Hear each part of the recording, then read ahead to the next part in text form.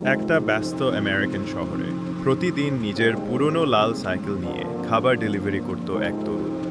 তার নাম ইথান। অনেকে তার ছেঁড়া জুতো দেখে হাসত, কিন্তু ইথান বলতো, একদিন আমি সফল হব। প্রতিটি ডেলিভারির পর অন্যরা যখন বিশ্রাম নিত, ইথান তখন রাস্তার ধারে বসে মোবাইল ফোনে ব্যবসার বই পড়ত।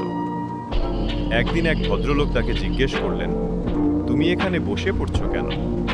ইথান হেসে বলল, কারণ সাফল্য কখনো আরামের অপেক্ষা করে না। ভদ্রলোকটি ছিলেন এক কোম্পানির মালিক। ইথানের দৃঢ়তা দেখে তিনি তাকে চাকরির সুযোগ দিলেন। বছরের পর বছর কেটে গেল। ইথান পরিশ্রম করে সেই কোম্পানির ম্যানেজার হয়ে উঠল।